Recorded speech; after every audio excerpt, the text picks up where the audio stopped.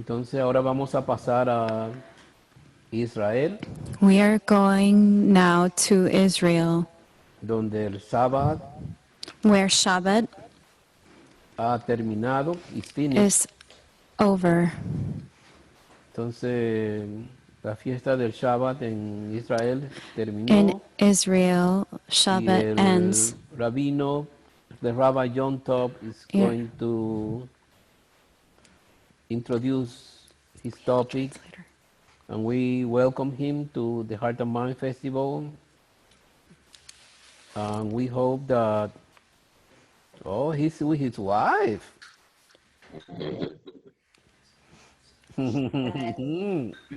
Hello. This is my wife, Nice to Leah. see We you. just the Shabbat together. Welcome home. So welcome. Thank you for Nice to see participating you.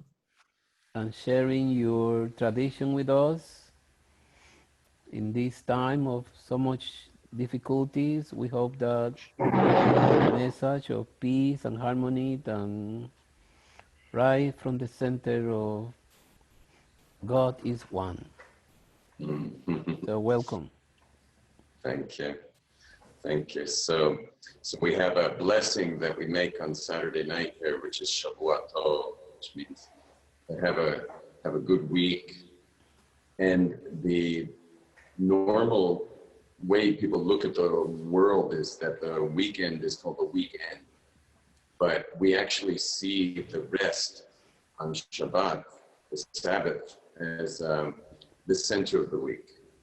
And so from the peak, which is the center, which is the Saturday, which is the rest, then you have Sunday, or I don't know which direction to go exactly, but you have Shabbat in the middle, and then you have Sunday, Monday, Tuesday, Wednesday, Thursday, Friday, and then Shabbat is at the middle. It's the peak of the week. And in fact, in Hebrew, the way you refer to each day is the first day of Shabbat, that's Sunday, and the second day of Shabbat, that's Monday, and the third day of Shabbat is Thursday. It's Tuesday. It's Tuesday. We've had my wife and I have had Shabbat, just the two of us. We're actually in our daughter's home, and they set us up here and just gave us just to be together, the two of us, for the whole 24-hour experience. So Shabbat, this Shabbat is all about being, while the weekdays are about doing. And God gives us permission to go out and pretend we do something, but really, as you know, we do nothing. We're really doing nothing. We're all just spirits in a material world. But he gives us a chance to at least move our bodies around such that we do something. But one day a week is dedicated 100% to being. It's just pure being. It's a day that's a celebration of being. Being is a it's something that has no definition to it. It's your ultimate conscious self, is your being. And it's infinite, it's part of God, it's the soul. And so it's really soul day, once a week. Bring everything down, slow it all down, and then just stop.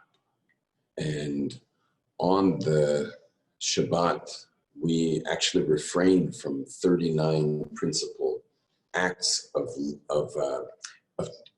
manipulation. We change one thing to another, meaning you're asserting yourself on the creation. And the Shabbat is when you get your fingers out of creation. You release your fingers from the creation and go back to that state of being. Now, a lot of people in the world are masking their lack of being with doing and doing and doing. Because people think they can just do, and then no one will know, and they'll just think that who they are is what they do after a while. Shabbat is to is Shabbat is the being that we come back to at the peak of every week. And we spend 24 hours where we won't pass flame from here to there. We light the Shabbos candles, the Shabbat candles, and before the Shabbat, before the sundown. And then all the food that's cooked is what we eat. Anything that didn't get cooked, it's not going to get eaten unless it's, obviously fresh. And these 39 principal acts are the 39 principal acts that it takes to ultimately create what was this like epicenter of spirit called the tabernacle in the desert. When the Jewish people traveled through the desert, they had this tabernacle, and it had, it had tents, so it has to do with everything you need to create fabrics. We're refraining from, and everything that requires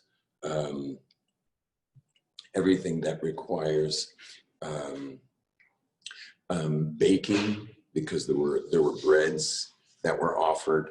And so all the steps of baking, which are 11 different steps of baking, that's also we're not doing. We're refraining from all the doing. And we also, we're not closing any circuits. So the lights that are on have to be on, the lights that are off have to stay off. You could put things on timers, but other than that, we're getting our fingers out of the creation one day a week. So a dear friend of mine in Florida, when the coronavirus hit, he said that that God's teaching the whole world about Shabbat. He's teaching the whole world about the rest. And as we've already seen with the resting of people throughout the world, this is an ordained rest. It's a rest that is, it's like no one's choosing it, but yet we're all resting. We all have to be at rest. And home is that the animals are coming back. Israel is just covered with animals. I'm a mountain biker, so when I'm on the trails, I'm riding with foxes and jackals, and we're seeing them all the time. And it's birds have been seen that were thought to be extinct that are now showing up in great numbers, and we're having the most incredible thing happening. Not to mention the plants and the vegetation. The world of vegetation is also just sprouting forth right now. We're resting. This particular week, each week we read another portion of the Torah, of the instruction. And this week was all about the sabbatical year, where we spent an entire year not touching the earth. You can't do anything. You can't hoe. You can pick the fruit that's there, but you can't prune. You can't even take out weeds. You don't touch the land for an entire year. And it actually says there that when you wonder what you'll eat, what are you going to eat on that year? It says that that God will command his blessing on the 6th year and give you a triple crop. You'll eat it all the rest of the 6th year. You'll eat it the entire 7th year. And then until you harvest on the 8th year, you will eat that 6-year crop, which is really an amazing thing because no human being would write that in a book. Because think about it, like to rest the entire land, like the whole land. By the way, everyone knows that in agriculture, you should rest the land to let it replenish its nutrients to give to the produce, and so what people will do is rotate crops, but in the land of Israel, you have to actually keep the entire land untouched, and you have to go into a full state of trust. So 6 days a week you work, and on the 7th day you trust. You just go into trust mode. And then 6 years you work the land, but the land also works, obviously on the Sabbath. Even though we're not touching it, it's still creating our produce for us on the Sabbath. So, but 6 years you work the land, even though we don't touch it on the Sabbath. But if you do the math, actually, 6 years equals 365 days of missed Sabbaths, missed Shabbos, where the land has missed its chance to totally rest. So on the 7th year, the land gets its rest. So you can do it. It's easy math. 6 years we work it. The 7th year, the land gets its rest. And on this particular commandment, God plays hardball in that it says in the Torah that if you don't rest my land, the Jewish people don't rest the land on the 7th year, they're out of here. Which sounds pretty rough for just an agricultural law of resting the land. But it says right after that, and then my land will rest, which is sharing with us the spirit of the land, that the land itself has spirit. It's also, you may not have noticed in the words I shared before, but realize, oh yeah, I mentioned that no human being would ever put such a commandment in the Torah. Would not put a commandment like that in a man-made document, because first of all, you don't want to wind up in trouble with the people who are supposed to believe in your document, because they're all going to wonder, where's our 6-year crop? And we're certainly not going to listen on the 7th without the 6-year triple crop. But realizing only the Creator can guarantee a 6-year triple crop. And people do ask, did it ever happen? Like, did it work? And the answer is, for the entire First Temple period, which was 430 years, I think. This was going on for 430 years, as well as the pilgrimage festivals, where every able-bodied person had to come to Jerusalem 3 times a year just to meditate on God and to party, like big-time celebrations in Jerusalem, which is where I'm speaking from right now. Make a blessing. Baruch atah Adonai Eloheinu melech shehakol nivra. That blessing means that everything comes about through His word. Now, and then we count 7 sevens. We actually count 7 sevens, and meaning 7 years we count 7 years 7 times. And on the 49th year, which is obviously a sabbatical year, then begins what's called the Jubilee year, which in Hebrew it sounds similar as Yovel. And then that's the 50th year, when we do it again, meaning we rest the land for 2 years straight. And that's a full land rest. So it's like the land gets 2 years on the 50th. It's a big celebration. Anyone who was indentured before then goes free. So like if you owed someone money and now you gotta work for somebody if you owe them money. You don't just leave them hanging. And but if the 50th year hits, you go free. By the way, the 7th year also, you go free on the 2nd year if you were working for someone indentured.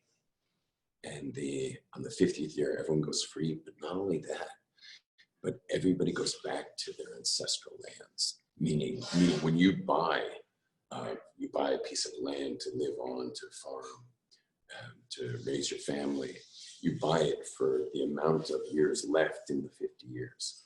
That's how you buy it. So obviously, if it's closer to 50 years, it's cheaper. And if it's longer than if it's more years, then it's more expensive. And then on the 50th year, everything goes back. Unless you live in a city, walled cities, then you stay where you are because it's not connected to the land like the regular people. So it's very interesting that the cities are distinguished. People who live in the metropolis and the walled cities lose their connection to the land like that. And when you buy something, it's forever, or at least until you sell it.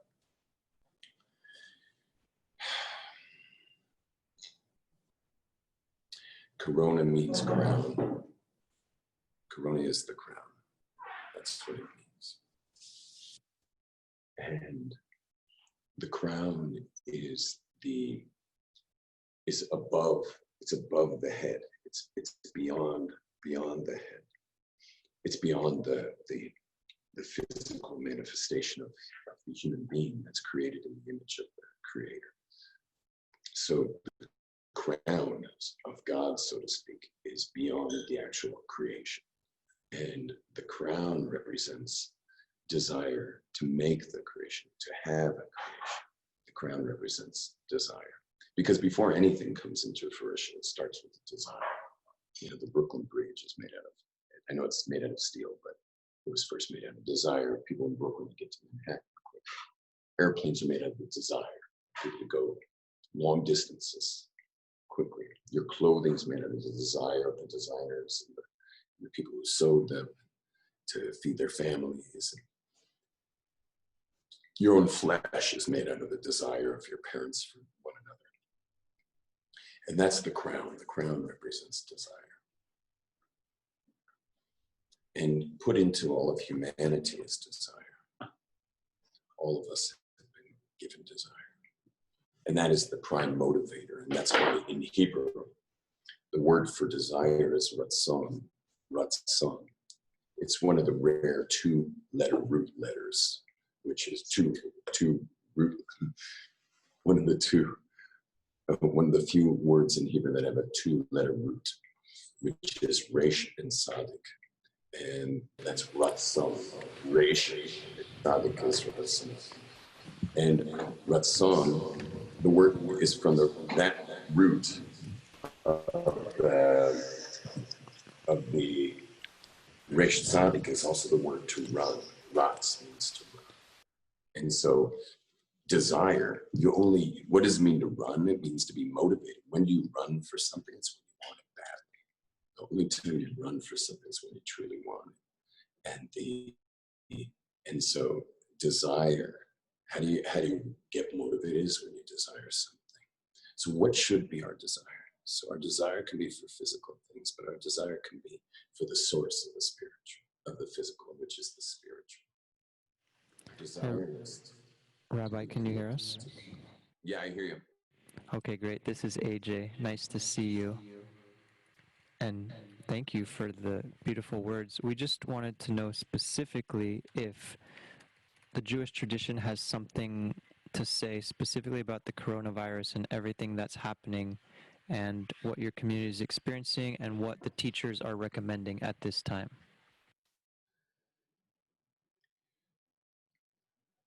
Yes, we have a lot to say. I was actually just saying it, but I was taking the super long route, so thanks for cutting me to the chase.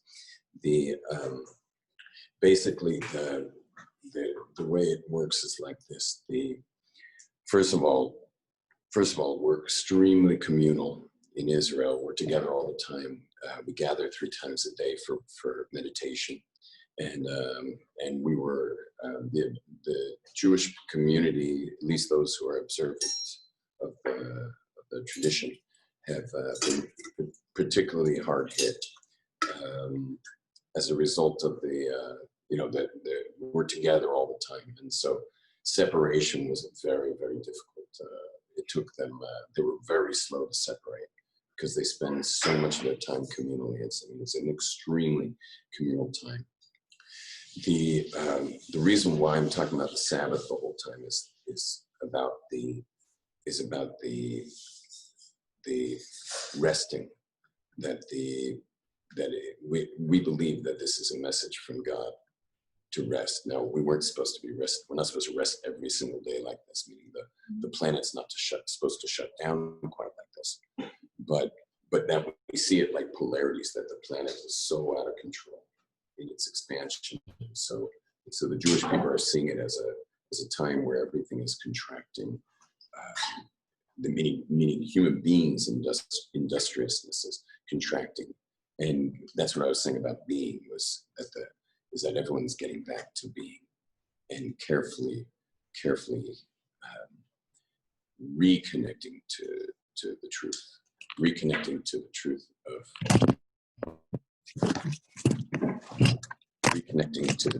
of what we're here for, what we're doing here, which is ultimately to be connecting to God, connecting to each other, to spirit.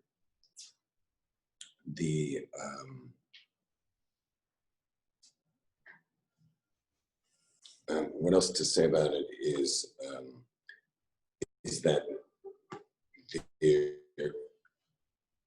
everything going on inside the physical world has a spiritual manifestation. Everything in the spirit's happening in the physical world. And so what I was saying was that the word for desire, which is the point of all of creation, so that has a numerical value. Every single Hebrew word is actually a number. And so when you read the Torah, it's really just a string of information. And there's actually 70 meanings for every single word, and which gives, every sentence has these exponential teachings. Well, the word ratzon, the word desire, equals Rashis 200, Tzaddik is 90, that's 290, and Vav is 296, plus Nun is 50, so that's 346. So ratzon is 346.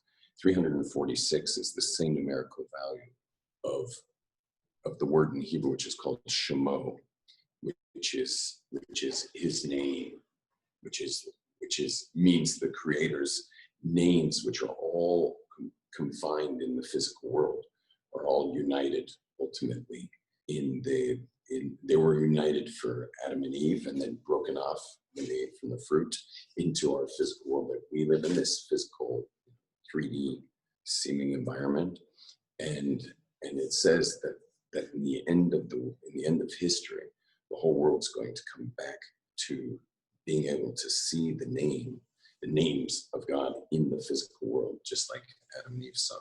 So 346 is desire. 346 is the name, and the last one is to be drawn to your knees in prayer. To be drawn to your knees in prayer in Hebrew is korim, and the word korim is 346. To be drawn to our knees.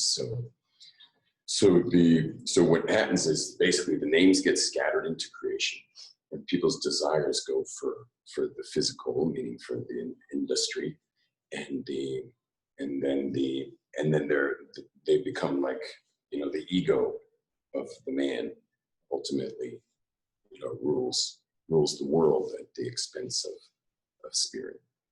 And then and so the way we're looking at this in Israel is first of all, we don't know. Nobody knows, but everybody's looking at it. It's, meaning the people who are into Torah, into God, into the destiny of our planet, are all looking at it as a time where we're all coming back to the basics and to the simplicity of the oneness of all things.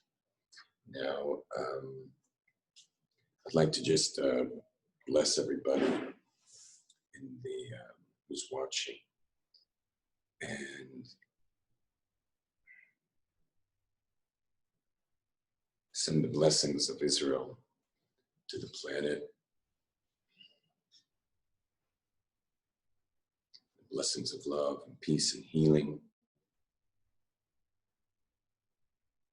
Everyone should be blessed to be careful out there and to be connected. We should also be blessed to sense our purpose deeply, the deep meaning of reality and life.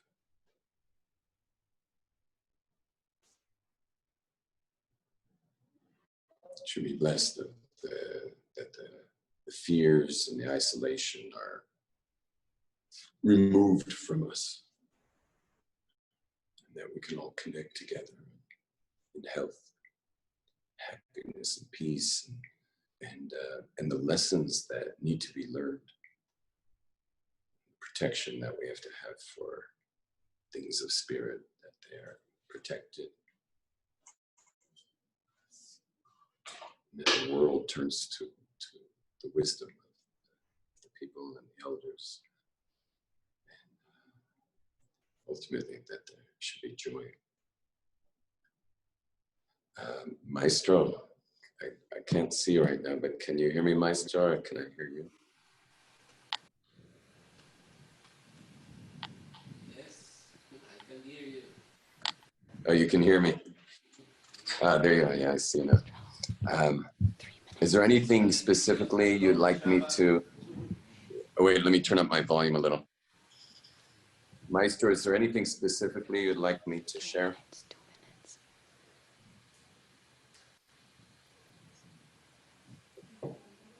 there anything you want him to share specifically? Maestro? Okay. Okay. He said he would like to hear you talk a little bit about this long Shabbat that we got. Oh. Directly from the Corona. Yeah. Okay. So I have 2 minutes left, and I'll just speak a little more about it. Is talking about the long Shabbat that we've got. And, weekly or in the future? Now. So one thing that I'd like to share about this long Shabbat is that I think all of us have been given the opportunity to reinvent ourselves in this long Shabbat. You know, there's so many people have had what they're used to doing taken away from them, and you can go and I think everyone went into quite a tailspin over that. That was a crisis for a lot of people, but it gives us all a chance to really, you know, when we're in this long Shabbat, is to think about what is our contribution, what do we really want to put out there, and in this world, and the difference that we want to make. I think that's one lesson that all of us have a chance to do is what do we really want to do? You know, my wife asked me earlier, right as we were taking out the Shabbat, she asked me, do you have some dream job that you wanted to do that you never got to do? And I'm like, what do you mean? And she's like, I don't know, like a fireman or something. Like, is there some dream job that you're missing? And I said that I'm doing my dream job. This is my dream job. But I think that to come to our dream job, that we should all, like, now that it's all been taken away for so many people, is when it gets given back. Who are you? Who are you? What are you all about? Okay, everyone, shalom, blessings. Blessings and love to everyone. Shalom. Shabbat Tov. Shabbat Tov. Rabbi. Say it again. I am very happy that you are a rabbi.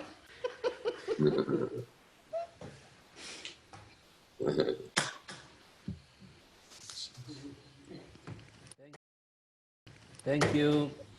Thank you. God bless Bye-bye. you. Bless We you. are very Shalom, happy everyone. that you are a rabbi. Thank you. Shabbat Shalom, shalom. everybody. Shabbat Tov. Shalom. Shalom, shalom.